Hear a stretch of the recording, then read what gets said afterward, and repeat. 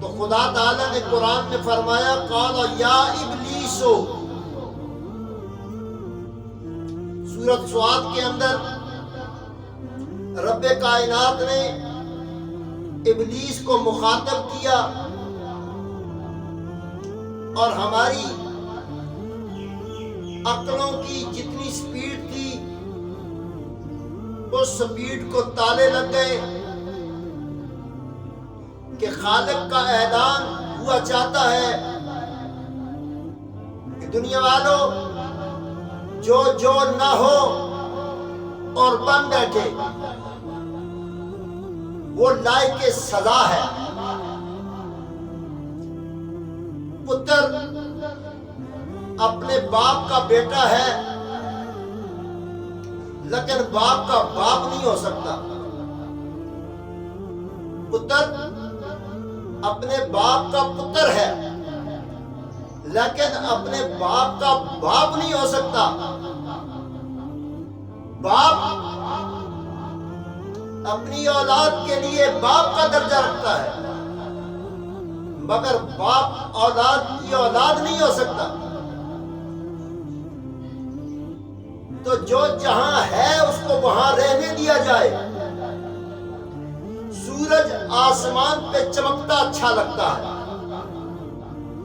پانی دریاؤں میں بہتا پیارا لگتا ہے، چشموں میں، ندی نالوں میں اور جھیلوں میں پانی کی خوبصورتی اور ہے، مگر یہی پانی جب ہمارے سر پر آ جائے تو ہم استغفار کی تسبیحاں پڑھنے لگتے ہیں، یا اللہ اس کو ہمارے لیے موجب رحمت بنا، بے شک وہ باران رحمت کی صورت میں کیوں نہ ہو۔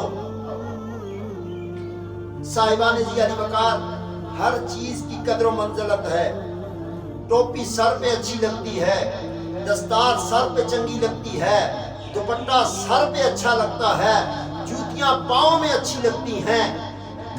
تو قرآن یہی سکھانا چاہتا ہے جو جہاں ہے اسے وہاں رہنے دو، ورنہ سزا قرآن نے لکھی ہے، جرم بھی لکھا ہے، دفعہ بھی لکھی ہوئی ہے، سزا بھی ملی ہوئی ہے۔ بہت سی کتابیں ہیں میتھمیٹکس کی بکس جہاں پر ایگزامپل تو دیے جاتے ہیں لیکن پوری میتھ کے کوسچنز کو سالو کیا ہوا نہیں دکھایا جاتا، اس کے لیے علیحدہ ایک گائیڈ بنائی جاتی ہے۔ انگلش کی بک ہے، اس کو آپ جب مطالعہ کرتے ہیں تو وہ بے شک آپ کے سامنے جب آتی ہے آپ اس کو پڑھ سکتے ہیں، نہیں پڑھ سکتے تو صرف دیکھ ہی سکتے ہیں، نیچے میننگ نہیں لکھے ہوتے۔ بایولوجی ہے، فزکس ہے، کیمسٹری ہے، جس سبجیکٹس کو لے لیں۔ تو صاحبان ضیاء وقار، واحد قرآن وہ مضمون ہے کہ جس قرآن کے اندر اللہ تعالیٰ نے اس کی تمام پیچیدگیوں کو بیان بھی کیا ہے۔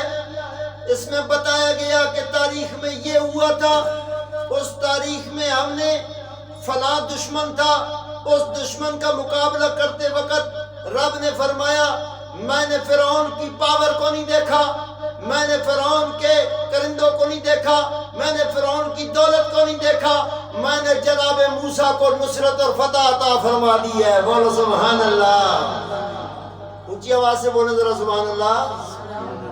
اللہ بڑا قادر ہے، وہ جو کرنا چاہے کر سکتا ہے۔ اس نے قرآن میں لکھا ہے یوسف کے ساتھ، جناب سیدنا یوسف علیہ السلام کے ساتھ ان کے اپنے بھائیوں نے کیا کیا، یہ لکھا ہے قرآن میں۔ پھر کس طریقے سے اللہ تعالیٰ نے عزت بخشی جناب سیدنا یوسف علیہ السلام کو۔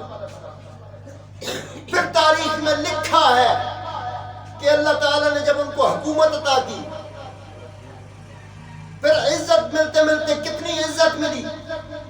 اسی طرح رب کائنات نے جب اپنا فضل کیا، کرم کیا، عطا کی، تو جناب سیدنا یوسف علیہ السلام کو شاہ مصر بنایا، اور نہ صرف شاہ مصر بنایا بلکہ یوسف کی زبان میں وہ قوت و طاقت عطا کی کہ کہ یوسف زبان ہلائے جو کہہ دے وہ کر دیتا تھا پروردگار، بولے سبحان اللہ۔ یہ بھی قرآن میں لکھا ہے، قرآن میں نبیوں کے تمام تذکرے موجود ہیں، اور اس کے اوپر اللہ تعالیٰ نے دشمنوں کی طاقتیں بھی دکھائیں کہ فلاں دشمن کے پاس یہ قوت تھی،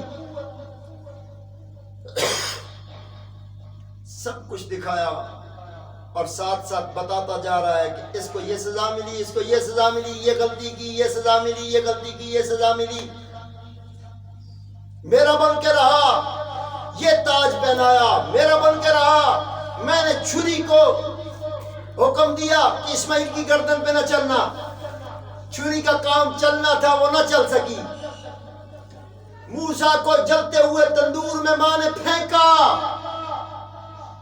جلنے پروردگار کہتا ہے میں نے نہیں دیا، پھر اسی سیدنا موسیٰ علیہ السلام نے تشت میں پڑے ہوئے انگاروں کو جب ہاتھ ڈالا، میں نے موسیٰ کے ہاتھ کو جلا دیا، اس لیے کہ تندور میں بھی موسیٰ کو بچانا تھا، اور تشت پر سے انگارے اٹھاتے وقت بھی موسیٰ کو بچانا تھا۔